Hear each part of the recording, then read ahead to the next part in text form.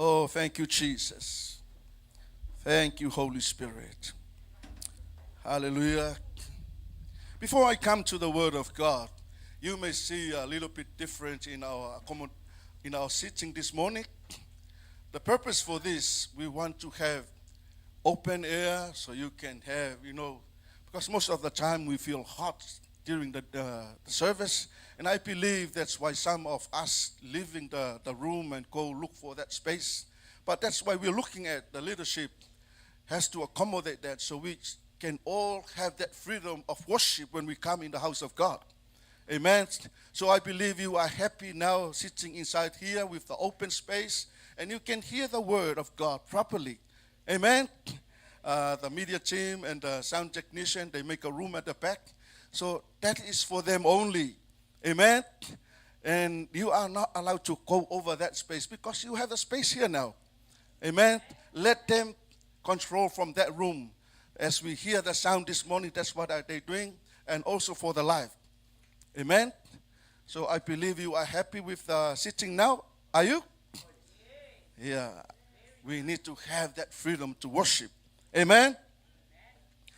For this morning, there was a word that I prepared for us this morning. And from last night, as we pray and pray and pray, and the Holy Spirit kept reminding me of what we heard from last week. So I was thinking, shall I continue with what I prepare, or shall I adjust to what the leading of the Holy Spirit is? And then I humble myself. I have to do what the Holy Spirit wanted me to do. So last week, as we hear that the preachers reminding us, or the message for us last week, you have to get ready for the coming glory and the revival. Amen. As you all heard on our page, there is a prophetess. He prophesied about our nation, the revival coming into our nation. Amen. And there is a connection for that because we were praying for the glory of God coming into the island, coming to us, because that is what the Lord revealed to the former apostle. And those are other things that will come after the glory. It's revival. There will be a huge revival coming. Amen. But now we heard this woman prophesied for Samoa that there is a revival coming for Samoa. So for us, it's not just something to hear, but it's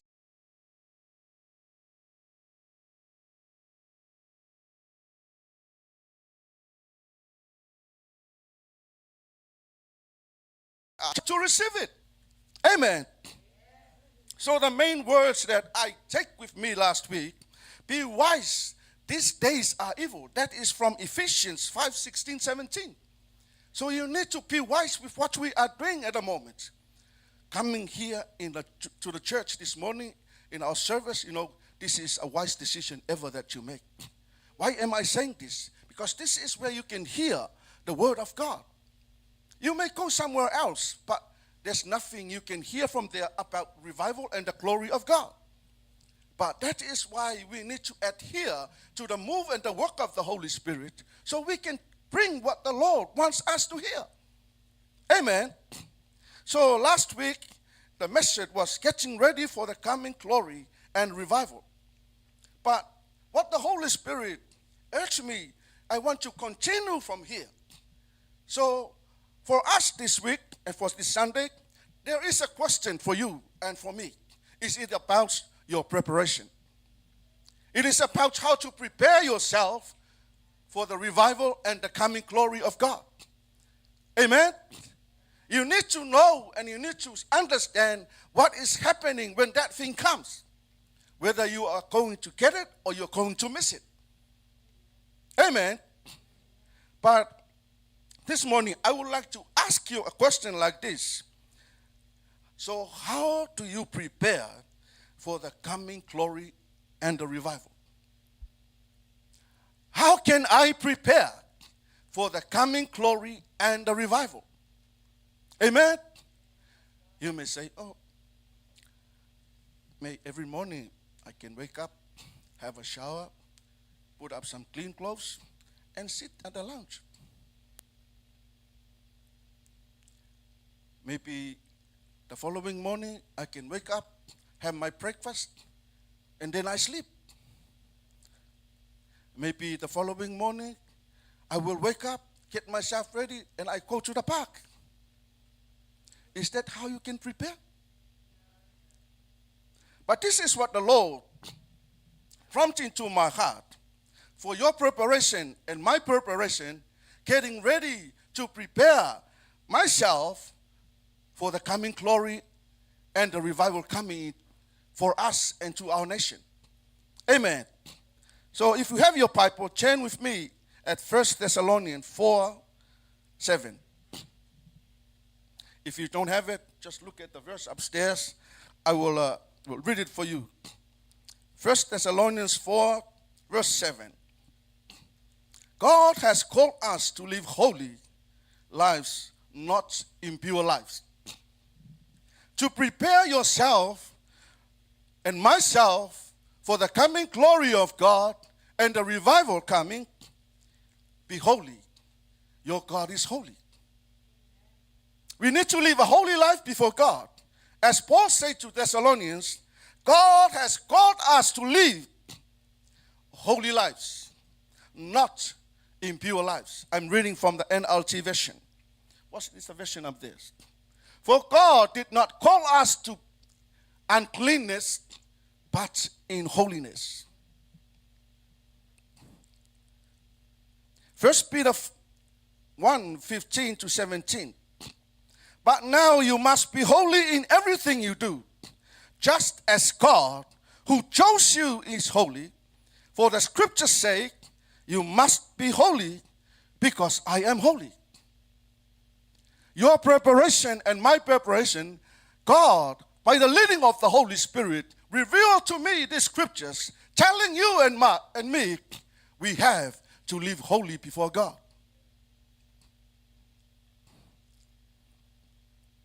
And remember that the Heavenly Father to whom you pray has no favorites. He will judge or reward you according to what you do, so you must live in reverent fear of Him during your time here as temporary residents. You know, this is not a permanent place for you to live, or permanent accommodation for you, or permanent living for you. We are only here temporarily. We have a purpose for the coming of Jesus Christ. We are waiting for the rapture. Whether the rapture comes before or the call of God for you to leave this earth. But for all of those things, you have to prepare yourself. We are ready to hear and to receive the coming glory of God. We want to be part of that revival. Amen.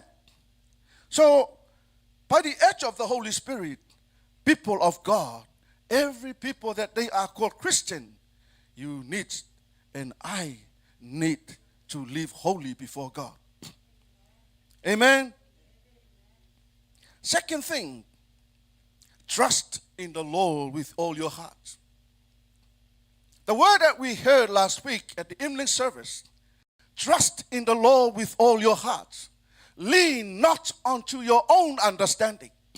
This is the problem that we're facing right now.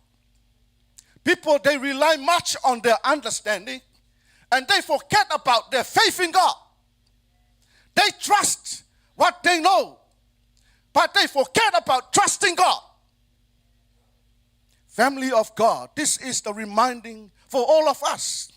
We need to put our trust, our faith unto God. Don't rely on your understanding. Understanding is good. That is the gift from God.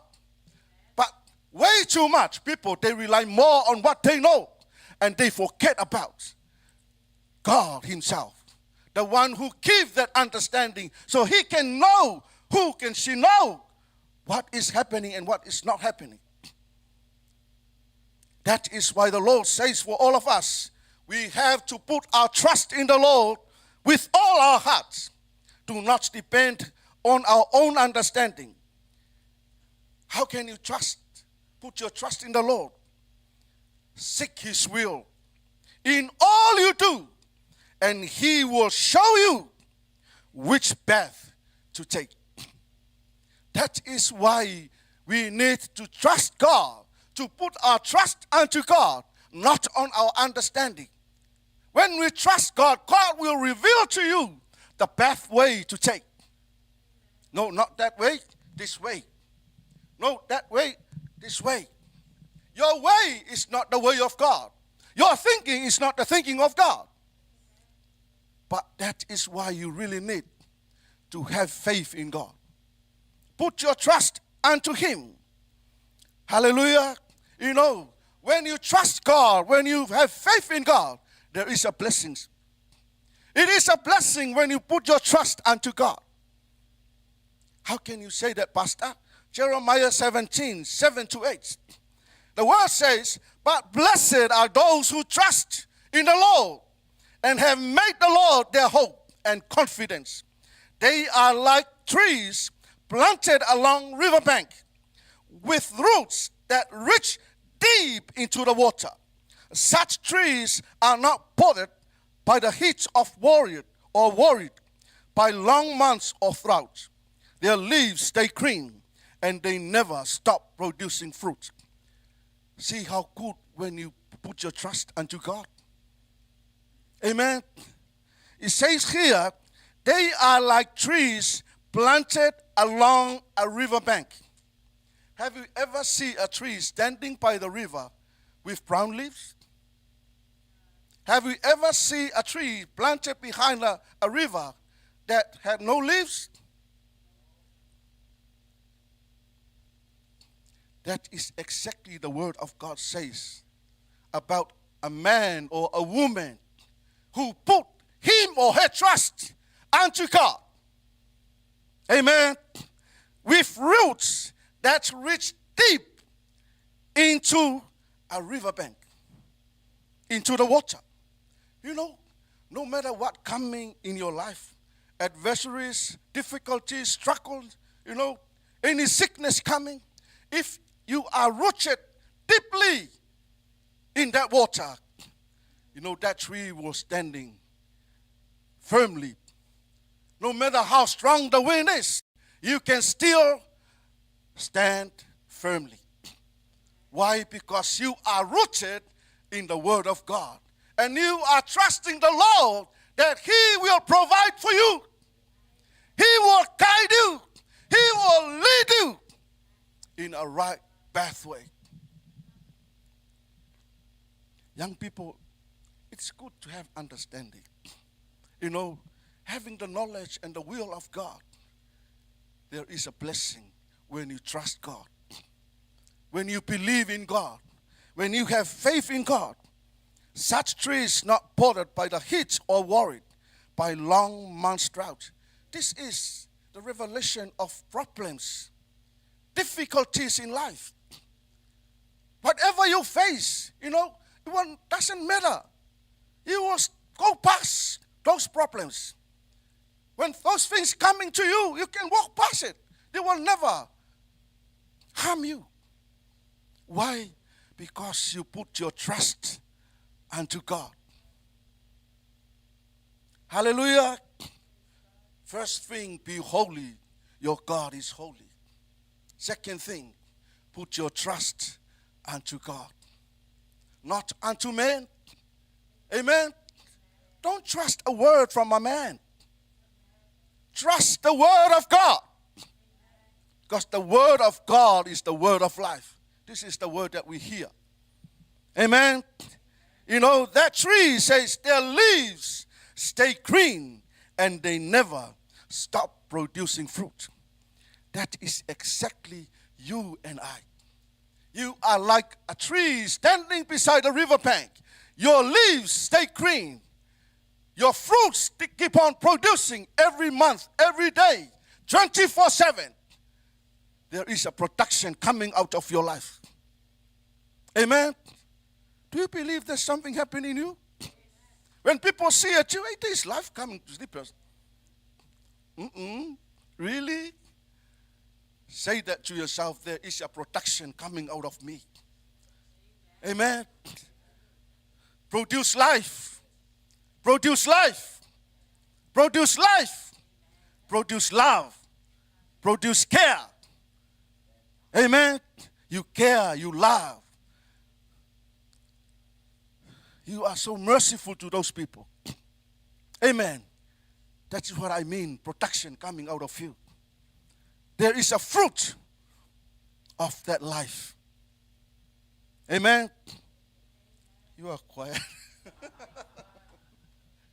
Am I serious to you? This is me. You know, when I preach, I have to take it serious. Amen. With all my heart. Amen. I put all my effort in it. So you can hear it from me. Because I am just a mouthpiece. When I'm done, I'm done. Amen. Third thing, we have to walk by faith, not by sight. 2 Corinthians 5, 6-8. So we are always confident, knowing that while we are at home in the body, we are absent from the Lord. For we walk by faith, not by sight. We are confident, yes, well pleased, rather to be absent from the body and to be present with the Lord. Amen? Is that verse clear enough for all of us? Walk by faith, not by sight. Not of what we see. Then you can follow or walk according to what you see. Amen? Your faith keeps you walking for the unseen world that you are looking for. You know, there is a surrounding that you are looking. There is a God that you can't see. You know there is something more than what you see. That is where you base your faith on. You put your trust unto that God. Who is that God? The God of Abraham, Isaac, and Jacob.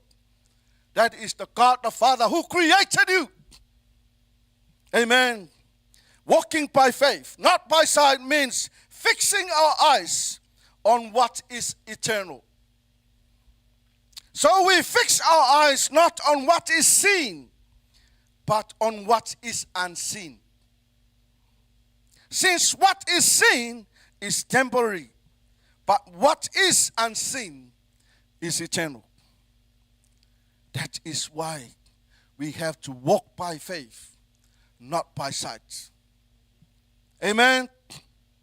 Are you happy this morning? Give a hand for the Lord. Hallelujah. How to prepare yourself for the coming glory and revival. Be holy. Put your trust unto God. Walk by faith, not by sight. The fourth one, walk in the light of God. Everyone who are called by the name of Jesus Christ as a Christian, we have to walk in the light, not in the darkness. 1 John 1, 5-7. This is the message which we have heard from him and declare to you, that God is light, and in him is no darkness at all. If we say that we have fellowship with him and walk in darkness, we lie and do not practice the truth. Amen? But if we walk in the light as he is in the light, we have fellowship with one another, and the blood of Jesus Christ, his Son, cleanses us from all sin. Amen? We just finished the communion. This is the word that reveals to us when we walk in the light, then you can know that you are cleansed by the blood of Jesus Christ. Amen? Hallelujah.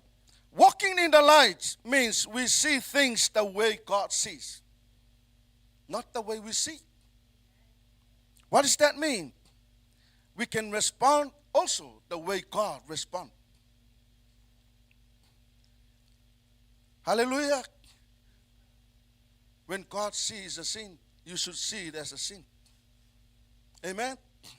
Oh God, no. That is not a sin. You know, that is a good thing for me. Oh, if God sees a sin, you can see it as a sin. That is how walking in the light of God. You cannot say it a sin, but God say, You cannot say, nah, this is not a sin. But God sees it is a sin. If God sees it is a sin, you should see it the same way. If God responded in that way, you should respond the same way. Meaning, if you see that it's a sin, walk away. Don't put yourself in there. That is how you respond. Oh, I love it. My first time, my chance. Hey, move away. Remove yourself. Don't try and test yourself there. No, it's a sin, means a sin. Walk in the light, not in the darkness. If you commit that, that means you are walking in the darkness, not in the light of God. Amen. So, confessing sin is a crucial part of walking in the light. When we're wrong, when we commit sin, just humble yourself. Amen. Don't be from and just coming and say, nah, I'm not sin. I'm all right. No, the word of God will say that it is wrong, but you are right. Amen. When you sin, confess. Father God, I humble myself. I am a sinner. Please forgive me. Amen. Walk in the light of God. Number 5, desire for the move of the Holy Spirit in your life. We can do anything in this life, but don't ignore the move of the Holy Spirit. The Holy Spirit is your advocate, is your helper. He is the one who can lead and guide you. He knows things in advance. He can reveal to you what is coming ahead. He knows very well, and He can help you to direct you and guide you away from that way. Amen. John 7:37-39.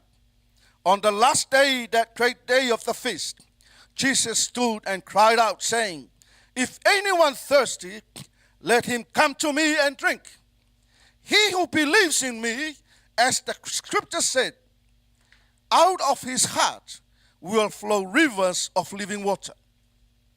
Amen. This is the word speaking about the Holy Spirit before Jesus went to heaven. It says there, but this he spoke concerning the Spirit, whom those believing in him would receive, for the Holy Spirit was not yet given, because Jesus was not yet glorified. This is before Jesus went to heaven. But he speaks, that means he prophesied about the Holy Spirit.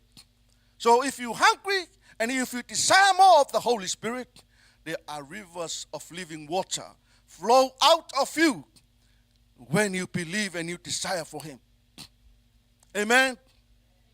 When you stand before God, that rivers will flow out of you. I love that demonstration that Brother Newmer was doing for the tithing and offering. Speaking about the rivers. Amen. For Galilee, there is an outlet for that river to go out. But for Jordan, there's nothing. So which river are you flowing in? I'm challenging you now. At Jordan River, when you go there, you float. You can't sink. You float like a stick. Float on the sea. Amen? But Galilee, there is a way for you to float. To sink. Amen. But the word of God says, out of your belly, rivers of living water coming out of you. You will never receive that if you desire nothing. Amen. If you don't hungry for it, there's no such a way that any rivers will come out of you. When speaking about river flows. That means there's a move. Amen. It's not a dead river. It is a flow river. Amen. So are you hungry? Hungry for food, or are you hungry for the Holy Spirit? We all should have the same hunger. Desire for that. Amen. Why? Because you are looking forward for the coming glory of God. You are looking forward for revivals. How can that person receive the word if there's nothing coming out of you? Amen? When there's rivers of living water flowing out of us, there will be more people coming to Jesus Christ. Look at you. Look at how many of us? Imagine if there's a big river coming, and look at the river will flow out. Will be sound, You can hear the sound of the river coming all the way from the back. Because when you see the river flow, it doesn't go like. There's a sound. You can hear afar that there's a river coming. And we're coming from Samoa. When that water overflow, you can hear the sound. Is it that sound or? Yeah. So that is how those rivers flow out of us. It is not just a way to show us. This is what the Holy Spirit wants us to have. Amen. To prepare yourself for the coming glory of God. First, what? Be holy. Amen. Second, put your trust unto God. Third, walk by faith, not by sight. Fourth, walk in the light of God. 5, desire for the move of the Holy Spirit. And the last one,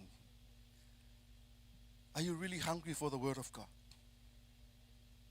Are you really hungry for the Word of God? If you believe the Word of God is the Word of life, then if you don't eat, it doesn't worry you. Because the food will not give you life. Am I right? Pastor, I'm going to die tomorrow if I don't eat. Because the Word of God is the Word of life. Amen? Yeah, let's look what the Word of God says. According to Matthew 4, verse 4. But he answered and said, it is written, man shall not live by bread alone, but every word that proceeds from the mouth of God.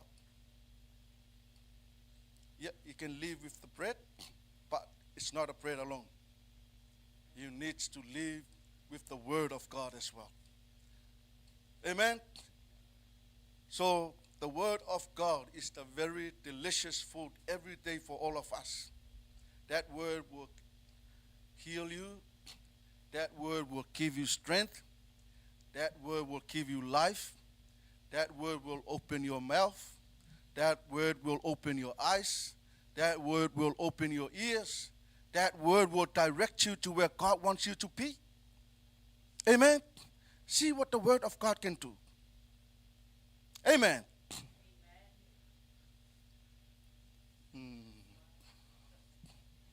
Hungry for the Word of God. I will finish here. I know your hungry is finished now. I can see by your response, you have enough of the Word of God. You want to go eat your food, okay? There's no need for me to keep on preaching while you're already done. Okay?